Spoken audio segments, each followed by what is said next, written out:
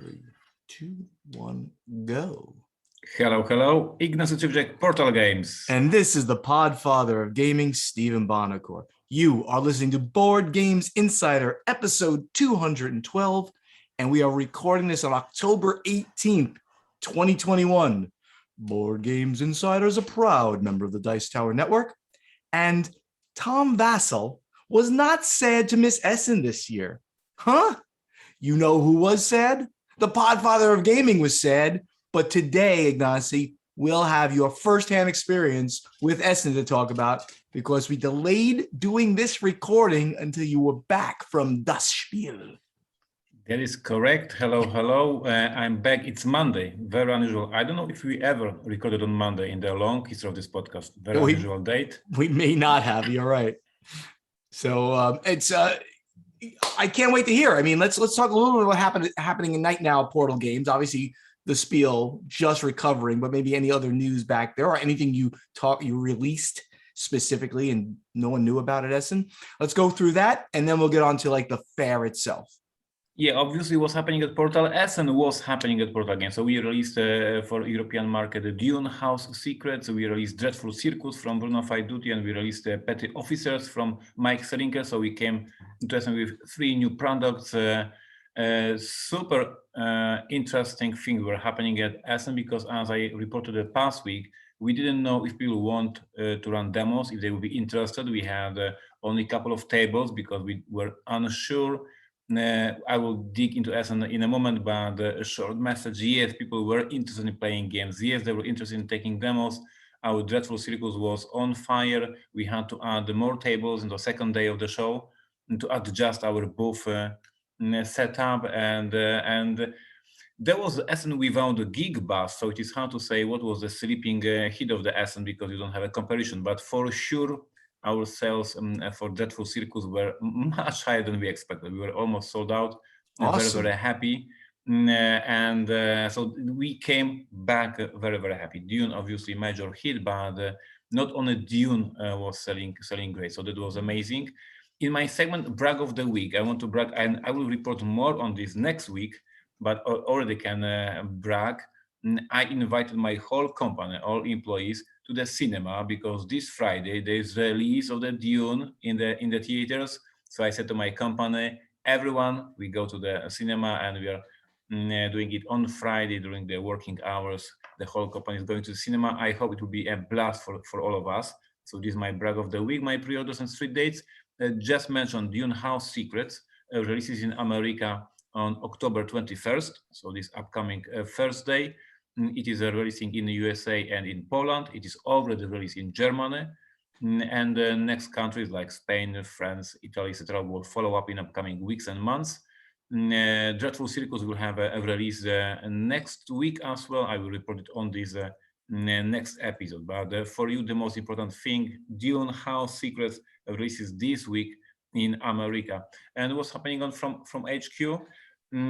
We are exhausted. We are very happy. Part of the team obviously was still working in the headquarters. Part of the team was at Essen, doing all the meetings, doing all the important stuff. We brought a ton of games, as always, a ton of samples from our partners, from different publishers, ton of samples from new partners, from new companies who show up at Essen. So as we report every single year, these upcoming 2 or 3 weeks after Essen is a non-stop ongoing playtesting new games that we bring from Essen to evaluate them and consider Polish edition of this game. So this was happening. I also brought a couple of prototypes.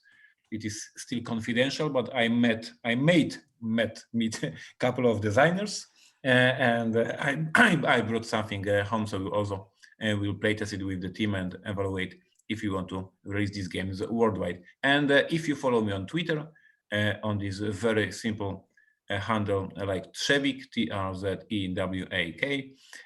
You will see my loot, my Essen loot, and my Essen loot was obviously a huge stack of cookies.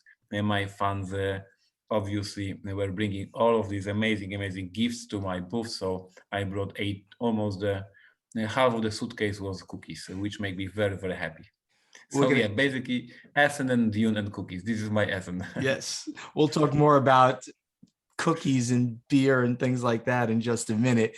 Over here at the Podfather of Gaming, the first thing I want to mention is that you guys are going on Friday to see Dune with your whole team. And guess what? Yep. I rented out a movie theater again. Doing our experience. And like, right. So, we did it during COVID a couple of times, and the theaters are still doing that. You can have private watch parties. So we're going to do it for Dune. We're doing it on Sunday and not on Friday for various reasons. So we're going to see it a couple of days after you. But I'm really excited about this. I think I really want to try to watch Dune again, the original movie. Don't do it. See, I liked the movie, the original movie. I mean, the first time I watched it, it was incomprehensible.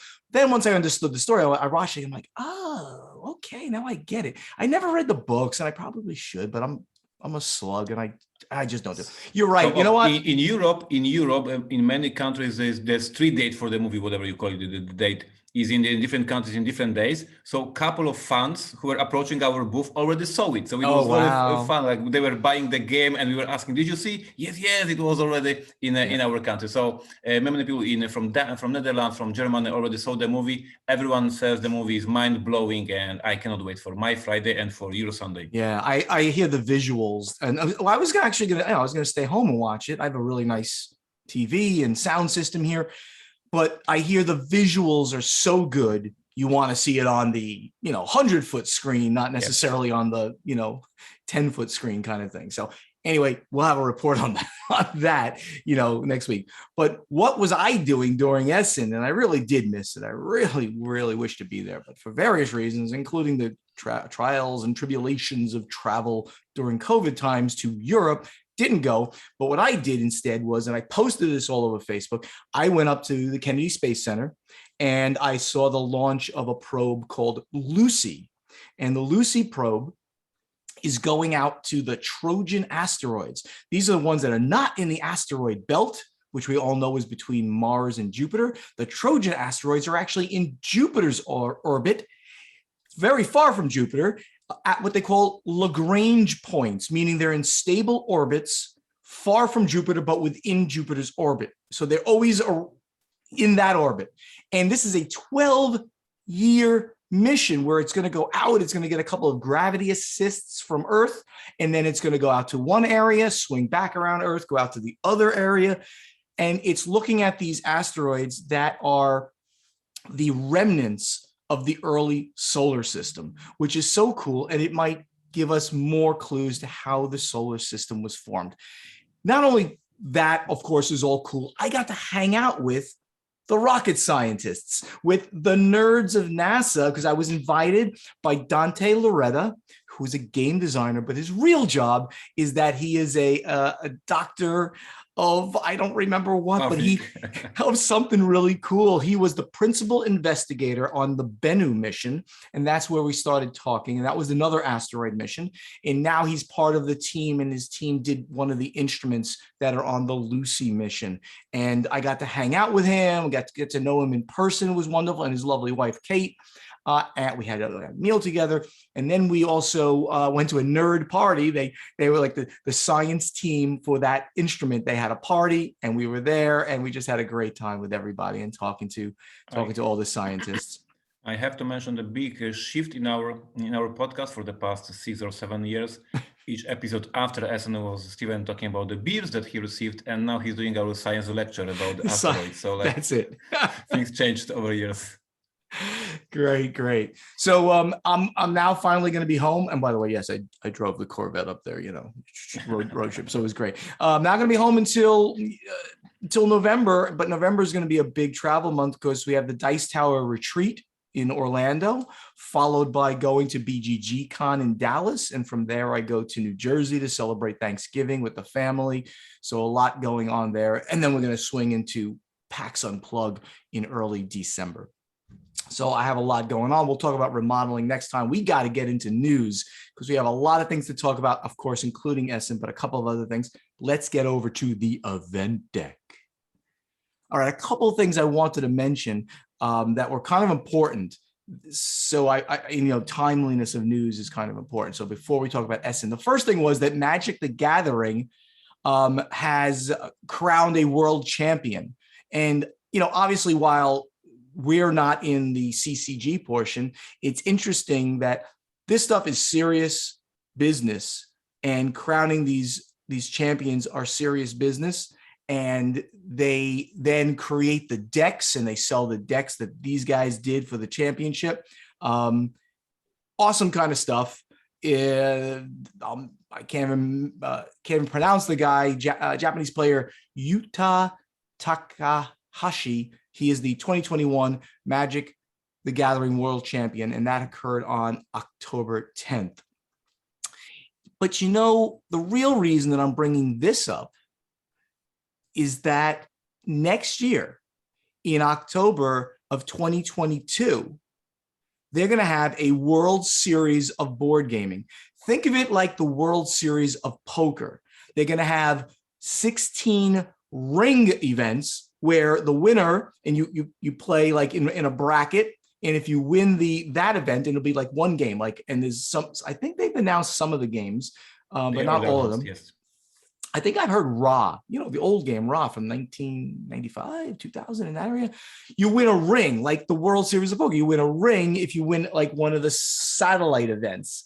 And then if you win all those, you can get to the World Championship event. And I don't know how they're going to structure that, what game is going to be played, what series of games.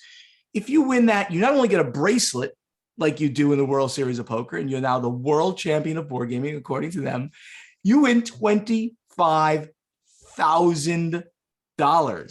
And then the second place in the world champion will be $10,000. The third is $5,000. So we're talking serious amounts of money that are going to be won. This is going to take place in Las Vegas. I don't have the date here. I believe it's October 8th to 10th, something like that, of 2022. I am looking forward to going.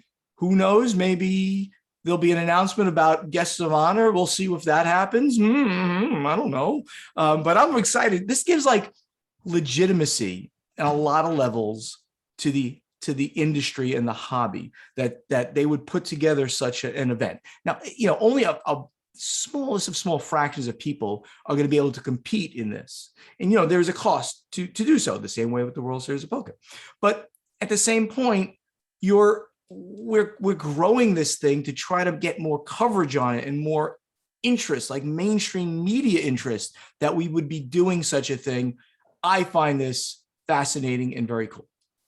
Yeah, that is right, and I would even find it more interesting not the big prize, which is awesome for one person, but the fact that you just mentioned it will be covered by some news outlet, for some pages, for some maybe local TV or maybe bigger TV, whatever. Like this is what we need. We need people talking about board games, and some games will be mentioned.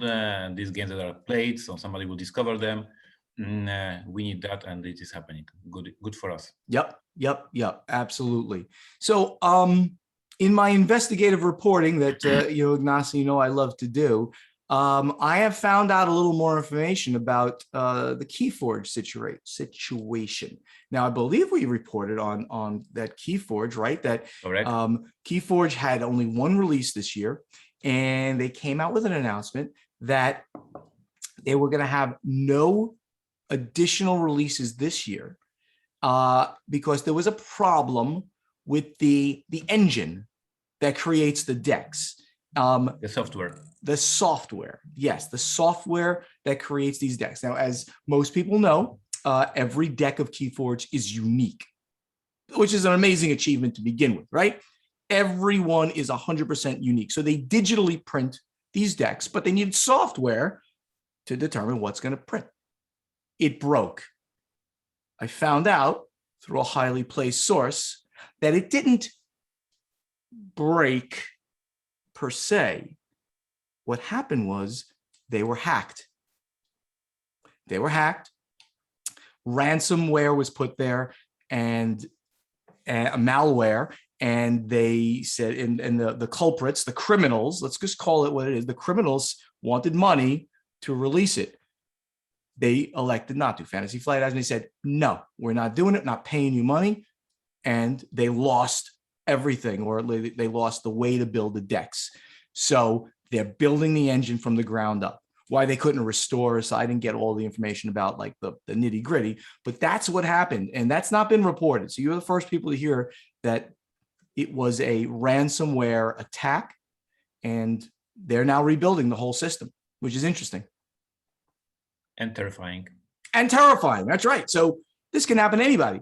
So, I mean, for people who have things that they store, and I'm not talking about like if you're using, OneDrive or Dropbox. I mean, they've got their own security and stuff. But if you've got some kind of stuff that you've got on servers out there, make sure everything you have is backed up someplace else. If you need it again, it is terrifying to think that people are going to be out there and stealing your information.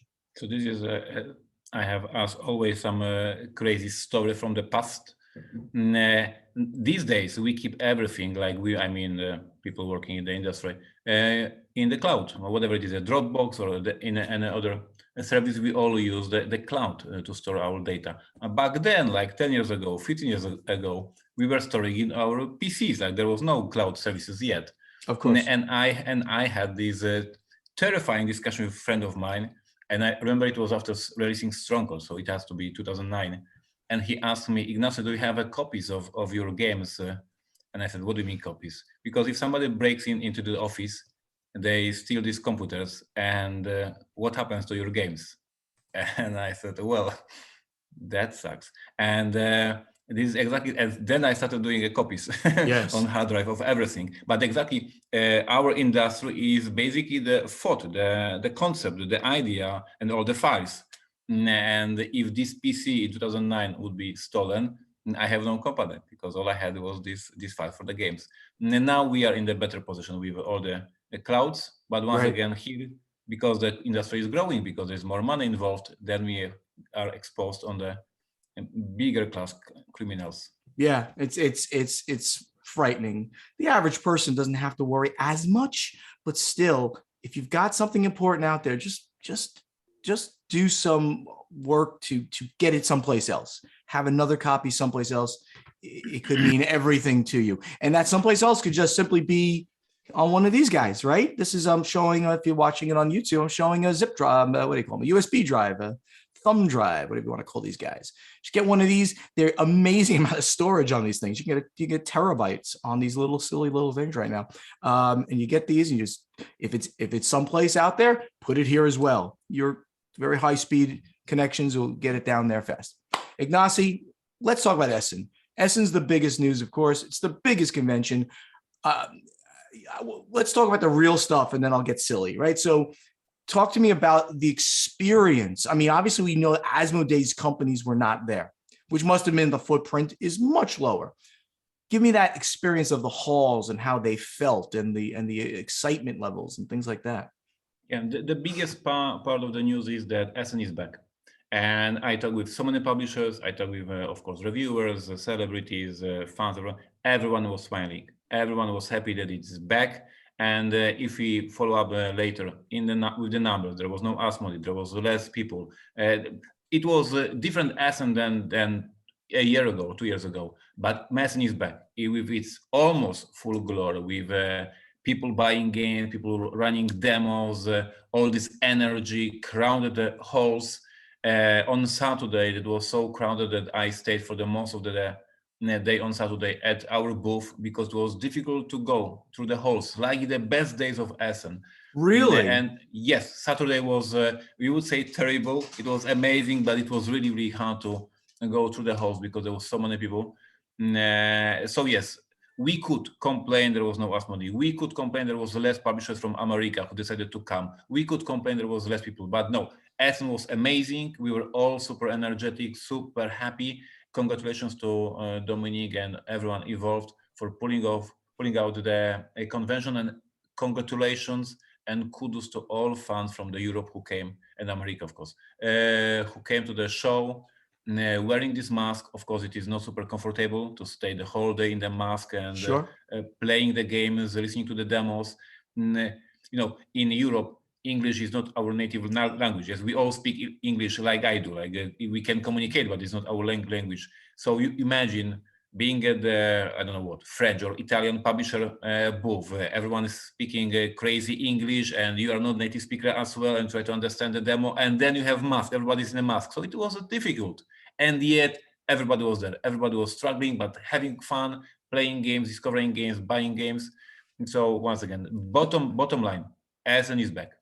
So and I'm gonna quote some of the numbers that I know about, and I'm going to credit Eric Hanuis. Sorry, Eric, for your name. Eric is a wonderful guy. He's the owner of Flatlined Games, and he constantly gives me news. I mean, because he listens to the podcast and he talks about the industry on his YouTube channel. So I'm going to give him a shout out there too. Check out his Eric Hanuis Flatline Games on YouTube, and he gave me his impressions. He was there not as an exhibitor this year, just as a fair goer. He mentioned things like they had capped attendance at around 20,000 per day. And if I can follow up immediately, the rumor. So I don't have the official info, but the rumor during the show was that on Saturday they met the cap and there was more people interested, but they had to stop selling the tickets because of the cap. So that's why the Saturday was super busy. Right. The final attendance allegedly 93,000. So that would be like the turnstile attendance, right? So again, it was again to give you a follow up on official profile of Twitter of Essen on Twitter. Dominique said that I quote, "I thank you 96,000 times," which everyone reads as that's 96,000 people. But she quoted it. She said, "I thank you 96,000 times," which is very cute. Yes, that is great. And they were struggling for money. I believe, I can't confirm that. I don't know their finances, but they had no attendance at last year's, and they have to pay their employees. So I also noticed, and I would not have known this except that Eric came and he told us about this. He said that the tickets were only sold online, and they charged 22 euro per day, which was in comparison to 11.5 euro in 2019. So they charged twice as much now. So their revenue would have been similar 1 year to the next year, from 19 to now, because they had half attendance and twice as much in ticket sales. Now, one thing about Essen, one more change once again. Report from the scene. There was no way to buy like a bulk. Like normally, you would be able to buy the Essen ticket or 1 day ticket. There was only per day. So even if you were going for 4 days, you had to buy 4 tickets. 4 1-day tickets, which yes, and the way, and also as we've talked about in the past, the way they always counted their attendance was a 4-day ticket. You'd be 4 people. You'd be 4 turnstiles coming in. So they had it so that you had to buy the individual tickets, which they sold half of at twice the price. Now, Essen or the Spiel is a much less expensive show for an attendee than at any U.S. show, at least. U.S. shows, all the tickets on the shows for the bigger shows like this are over $100 for the whole time. So at Essen, they were, I forgot what they used to charge attendees. The extra exhibitor passes that I used to buy were like 25 euro for all days, right? As exhibitor pass, you get in every day. So it was always a much cheaper thing for an attendee and for exhibitors for that matter. So they've just kind of upped the price to closer to what the US charges at its big fairs. And again, you get a lot of show for that. So I don't think that was unfair of them. And they, of course, had to make some money back. Now, you said, Ignacy, that it was crowded in the halls. That's very interesting. And they weren't using all the halls, right? So I heard.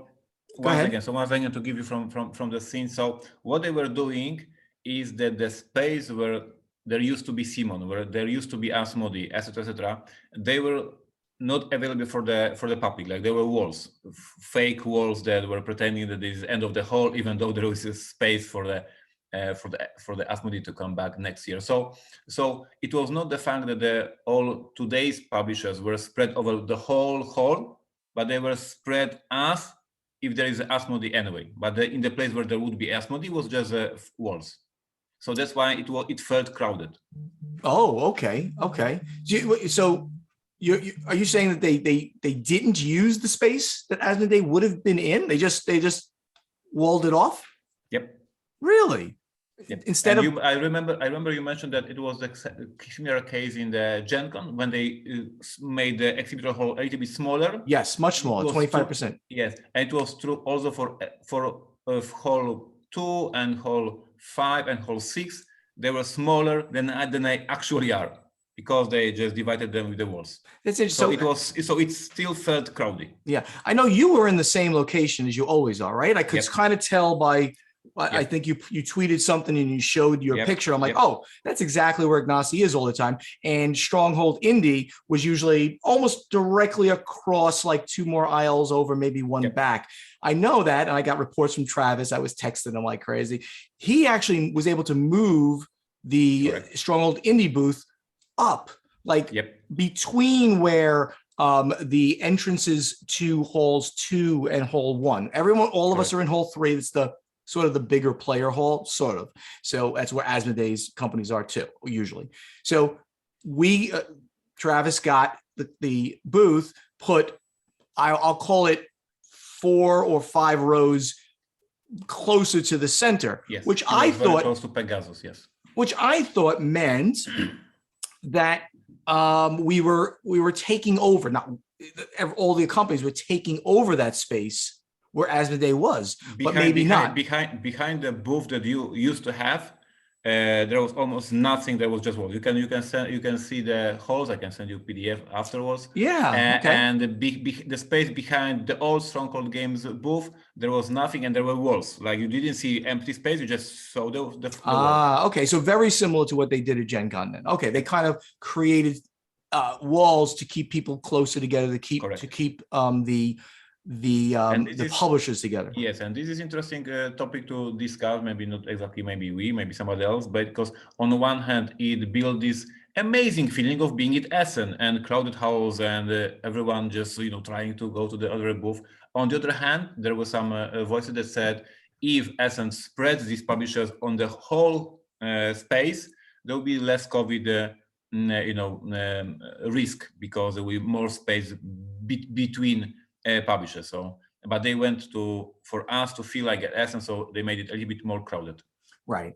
And on, since that's sort of the big, 800-pound gorilla, the COVID being an issue, everyone was masked, of course, right? There were all kinds of extra precautions being taken. I think in the city of Essen itself, 100% mandated that you wear masks in all enclosed areas. Anyway, like in hotels or in train stations, you had to have a mask on. In restaurants, until you sat down, then you can take it off. Is that correct? That's what I've heard. Correct. And in Germany, they have this policy that in the restaurant you have to have this ID that you are after a vaccination. So if you don't have a proof of vaccination, you cannot access the restaurant. So even if our beloved free speak, how you call it, free speak. Free pub. Speech? Yeah, what? No, free speak Irish pub.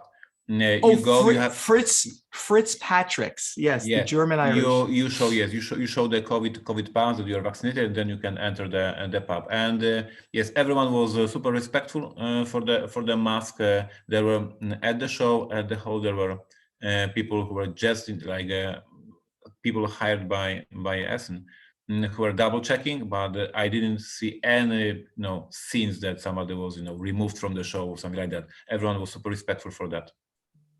Would you say? And they also did a small change that there was more ways to enter the show. Like usually it was through the hall 1 or through the hall 3, through entrances, and now there was additional entrance through hall 5 and 6. So in the morning, people had more choices which doors to choose to went into the halls. So once again, to spread people to make it safer. Right. I'm looking at Eric's notes that he sent over, our investigative reporter, Eric Hanus. He says that halls 1, 2, 3, 5, and 6 were the ones that were open. Yep. And the Galleria, which is the middle area. I guess it's the connecting area. The big corridor that is used for the food trucks and for the spaces for the kids, like the big copies of the games and some Right. activities for the kids. And it is also like connecting this hall 3 with hall 6. Right, which means, of course, on the counter that 7, 8, 9, 10, 11, 12, all those were not being used. In 2019, I believe that all the halls were used. Let me think, 7, 8, 9, up to 9, maybe 10. They still haven't finished, with like the way that they have restructured halls over the years. The Spiel still has not filled totally the Messe Essen, which is immense. So it's an epic building. Epic building. So it looks like they literally used about half of the total space maybe that they could have used, whereas in the past, like in 19, they were using like 3/4 or more. Would you say that's about right? Something like that. Probably yes. Yeah. Okay.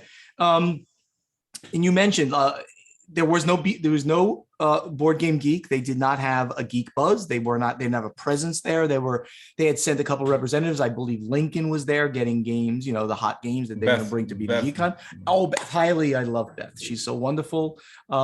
They were getting the games to bring back.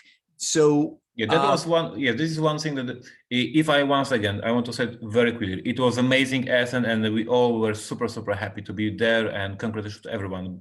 The one thing that I really feel weird, apparently Board Game Geek became mandatory at Essen. We need them, we love them, and all these live streams from Board Game Geek is doing through the show. So everyone who is not at the show can watch all the releases, all the new games, and they are doing this amazing 4 days stream presenting all the new releases. This is important part of the show. There was no geek buzz where we can see what we are playing, what we are loving, what we should check out. So now we were in this mist of hundreds of booths, and we had no clue what's hot. We had no clue what people are discovering in the halls. If I can mention once again, at the beginning of the show, the Thursday morning, I decided, of course, to go to the halls in the morning, and this amazing energy that we all know from Gen Con as well, geeks running, and Steven knows what I mean. They are running to the halls, to these hottest booths to buy the games because they're afraid they will be sold out. So the run to the Messina from Delicious Game, the run to the Golem from Cranio Creations, and it's also so terrifying when you see this, this bunch of hundreds of people running to the halls because they want to be first in the line. But it was like so fulfilling moment. Like, we are back. Geeks are back. They are looking for these games they love. They want to buy them, grab them. The energy is here. So amazing moments. That is great. So there always was another hotness list, and I can't remember the Fair Play list. Were they there? They were there. I never understood how they get these votes, because there's some volunteers getting some. I don't know how the Fair Play works. But I was very happy because my Dreadful Circus, Bruno's Faiduti Dreadful Circus, was on the list. So we are very proud that somehow we made the list. But to be honest, I have no clue how it works.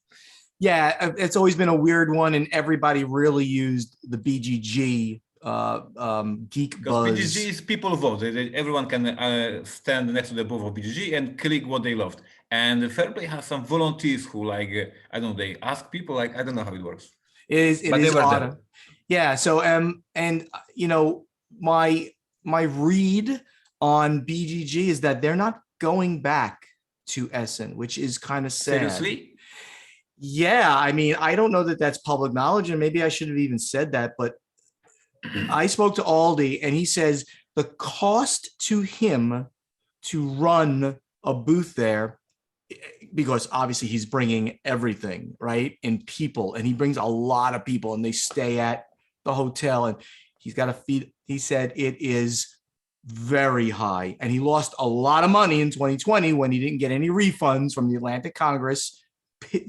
Bad people that they are, that they didn't, they wouldn't refund. It wasn't a law in Germany. They had to, so they didn't. He's not going back, as far as I know, as of the last time we talked about this. We need to discuss this. We need to start the fund. We need to start the fund to bring BGG to Essen. And it's needed, right? Yes, we are officially starting the fund to bring Aldi back to Essen. Maybe that would be pretty funny if we did a GoFundMe. We can GoFund BGG to go back. Hey, we then go to the Kickstarter and bring them. Maybe I'll do one for me to bring Bonacor. No, okay, we're not gonna do that. I'll go on my own. We are bringing Aldi and his team. We need Aldi. We need BGG at Essen. I think you're right. Even more than at Gen Con. They weren't at Gen Con either. So all very interesting stuff. I hope everyone enjoyed our Essen coverage, and we literally delayed the recording of this so that Ignacy could be here and we can get his report and Eric's report that he sent to us. Thank you, Ignacy. Thank you, Eric, for doing that. Let's go from here to, where is it? Strategy and tactics. All right, let's do a little bit of questions from our BGG guild. That's Russell Wheeler. He asks, I don't need actual numbers, but how much of an impact on your business has this podcast had? Is it an incredible marketing tool or just fun for both of you? Well, Ignacy, it's your business now. It's my fun. What do you think? My honest Slavic answer is I'm recording it only because I love Steven. Oh. It has almost zero influence on our sales. Yes, of course, when we were starting and we are both running our businesses, and it was a business decision at the very beginning. And now over the years, we just love to hang out and do it for you guys. And you can clearly see when sometimes I do call to action, hey, check my vlog, or I do some call to action, hey, pre-order the game. I don't see like a peak of the numbers. You guys like to listen to us, but you don't care that much for our call to actions. In the long run, and once again, mentioning Essen, I can officially once again thank all of our listeners who came to our booth, to my booth, and thanked for the podcast. So in the long run, is like people recognize me, people always recognize Steven, but they like us, they listen to us, they respect us, but I don't see the direct connection between what I'm calling for here and the numbers. Ann W, who's Ann Skater, she asks, how does production quality factor into your decision? Is it just a final price point algorithm, or is there an element of marketing? Backstory she gives us. I just received a game I backed on Kickstarter. It was 18 months late. The production quality is insane. Metal coins that could have been chipboard, plastic figurines that could have been tokens. I do not feel that these will add anything to the gameplay, and the overall production probably explains why the delivery was so late. However, the game had 1,600 plus backers and raised over $100,000 and probably would not have done so well with normal components. At the same time, the most basic version would still run $60, and I'm sure the priced a lot of people out of backing. So how do you balance this, Ignacy? I mean, how do we make the decision on what to do with a given game? We've touched on this in the past, and where we add money to production quality. Yeah, this is an extremely difficult problem these days. And once again, be Slavic honest, Kickstarter spoiled you all. And you're all looking for the plastic miniatures. You're looking all for this plastic insert that will help you with a setup of the game, and you're looking for super thick cardboard and etc. And then you're looking for the game that costs only $40. On one hand, Kickstarter projects showed how beautiful the game can be and pushed all the publishers to upgrade the game, to upgrade the components. And then the customers are looking for the better price and are complaining that the game costs $80 or $100. And we are in the super difficult balancing act, trying to give you the best components and yet don't cross this $80, $100 price tag. On one hand, as a gamer, when I received a new game from Vital Lacerta that I backed on Mars, or when I received the Martin Wallace Struggle of Empires, and I see this amazing box with these super thick counters, it's amazing. But not every single game should look like that. And I would love to our customers to understand that the regular Euro can look like a regular Euro and doesn't have to be all these pumped components. But these days, we have to give the best components, and then my production manager just cries because he knows it will be very, very expensive. That's exactly right. Yeah, I mean, there are games that simply scream for big productions, and they're games that don't have to be that way, and especially ones you want to just get there into retail and you want families to play, and they're not going to be buying $100 games. They're going to be buying $30 games, and you want to get it into Target, and there's no way the game is going to get there. But it's obvious also that certain gamers in a decent segment want to have these very big productions. So publishers are stepping up their game again and again, and those very specifically are going to be put on Kickstarter. The only company that has done one right now where they didn't Kickstart, because they don't, Fantasy Flight just put out the new Descent. I forgot what it's called. So it's the third edition. It's the newest edition of Descent. And they made it $150 direct, into retail, no Kickstarter. They didn't do that. I think what they're doing is they're testing to see, okay, we're going to take one of our major IPs, we're going to blow it out, and we're going to get it up there into regular retail. How does it do? And if it does well, you're going to see more of those games just go there with crazy components at a very high price point, because their fan base will go and buy it. Even if it's not a Kickstarter game, they'll go out and they'll search for it later on.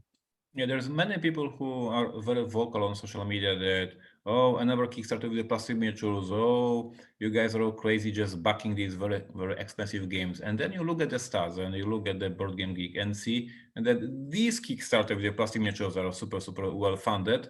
Yep. And a regular, legit, amazing game. Once again, let's mention Uli from Spielworks. He does amazing designs, super, super interesting games, but there's no plastic. And he cannot compare with these new zombie sets from Simon, right? So on one hand, you guys are complaining, why so much plastic? Because there is demand for the plastic. Because people want it. Because you want it. And Anne says she loves the podcast. See, Ignacy, people want to hear us. Thank you. And she met Stephen at PAX Unplugged last year. Hopes to meet Ignacy someday.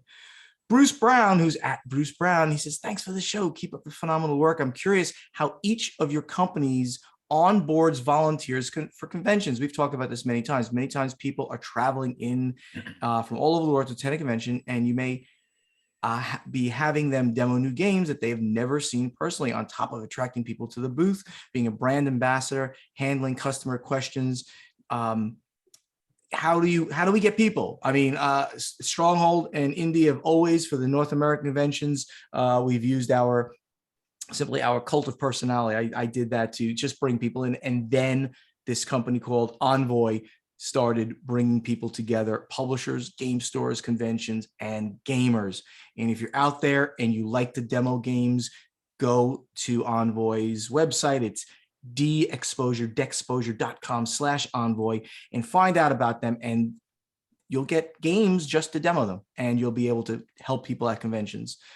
Ignacy, anything to add to that?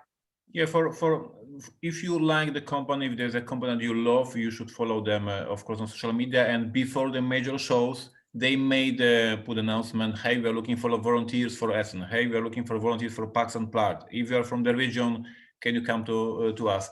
And it was a case for us for a couple of years. And now, once again, talking about these week's Essen, I was super proud and happy that exactly 100% of our volunteers from 2019 reported for duty. This year we had the same team that we had in the previous years. They're like our family right now. They love the brand, they love the game, they know the games, and they are with us every single year. So for instance, this year there was no announcement from Portal Game that we are looking for volunteers, because we already have amazing team. But many companies are doing that. So just follow them on social media before the big events, and you will see the announcement. Absolutely will. But again, check out Envoy. It's a great company if you like demoing games and getting some free games. And by the way, very interestingly, this Bruce Brown, who was his question, he says, this question is inspired by the fact that I'm working on a PhD in human resource development and have been studying training, retention, engagement, organization development, and more for various business industries. That being said, conventions are a unique environment, and I do want to assume that the best practices for more traditional work environments are what works for this unique setting. Very interesting. If there's any specific questions, Bruce, that you have, I'll be happy to answer them for your interesting research that you're doing. You can reach out to me separately. And on that, we got to go over to playtesting. So Ignacy, as I was talking about that last thing, you had not even put your question down here yet. Obviously, I did. And now you my have. question has a couple of grammar errors, but it has also interesting topic. And to be honest, I don't know, so I'm looking for your answers. Last year, there was Spiel Digital. And what I learned this year, Essen was trying to do a regular show, in Essen, and also Spiel Digital, like they try to do hybrid, like both of the versions. I didn't check Spiel Digital during the show because obviously I was busy. So my question is, how did you experience Essen this year? Did you use Spiel Digital if you were not coming to the Essen, or you didn't know there was Spiel Digital? Did you watch the vlogs on YouTube from the influencers? Because there was many vloggers at the show who were running vlogs, including Ignacy. So you can check my Portal Games movies to see my vlog from Essen. How did you experience Essen this year? Through online ways, or without the BGG live stream, without Rodney Smith being at the show? You just said, okay, there's no Essen for me, and you just ignored this weekend. Like, what was your experience? Yeah. So, and we always answer the questions before you guys do, and I have to say that my experience at Essen was 0 this year. Sadly, I mean, my experience. So I have follow-up question. Yeah. Did you scroll Facebook feed to look for the photos? Did you scroll Twitter feed to look for the photos? At least like that. Yes. So that's okay. So we'll go with that. So my experience was annoying Travis and Ignacy during when they were trying to do business. Like, how's it going? What are you guys doing? Send me some photos. So everybody sent me some stuff. People reached out to me and said, oh, are you around? I brought beer for you, which was really funny. Oh, we didn't do the beer question I had. We'll talk about that in 1 second. But I did. So I did get onto social media only to look at what was happening. I didn't even go onto Board Game Geek, which I do religiously every year before Essen. I did that for business mostly because I got onto the geek list and I saw the new games. And then I reached out to the designers and the publishers and said, hey guys, let's have a meeting. Maybe I will co-publish the game with you. Things like that. I was away, as I just told you, I was at the Kennedy Space Center. I was doing nerd stuff. So I had like no time to truly engage in Essen, but I was texting Travis. I was looking at Ignacy's feeds. I wanted to see what was happening, but I didn't get that really close touch. Next year, I will be doing that. Obviously, I know how you engaged with it, Ignacy. So, and you told us it was a great feeling to be back again. Yeah, I love this harvesting cookies event. Like, it's amazing. So let's talk about for 1 second before we move on and end the podcast. Did you / Mary receive beer this year? No, I'm sorry to say that without you, the tradition is gone. Essen needs Bonacor on the scene. You telling me that Mary did not get one beer from anybody?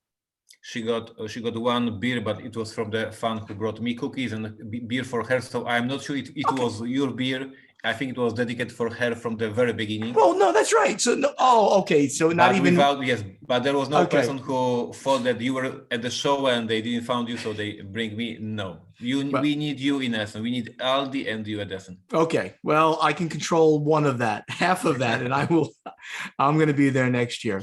Everybody, let's get to the final score. Oh, Ignacy's going to create a thread now. Right? All right. On it. He's on it right now while I go to the final scoring.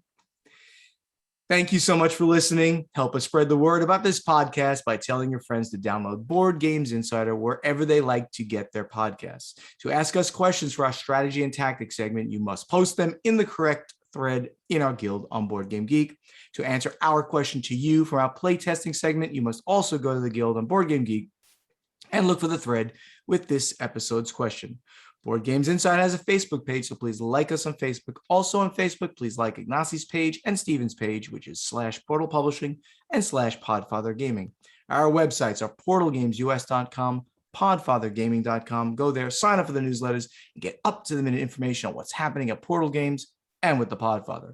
On Twitter and Instagram, it's at Portal Games US and at Podfather Gaming. You're going to talk directly to us if you're posting on there. And on YouTube, the channel names are Portal Games Movies, Portal Games Gameplays, and the Podfather of Gaming. We hope to see you at an upcoming convention. I'm going to be at BGGCon. I'm going to be at PAX Unplugged. So hopefully I'll see you there. And next year, we'll see more of Ignacy at conventions too, I hope.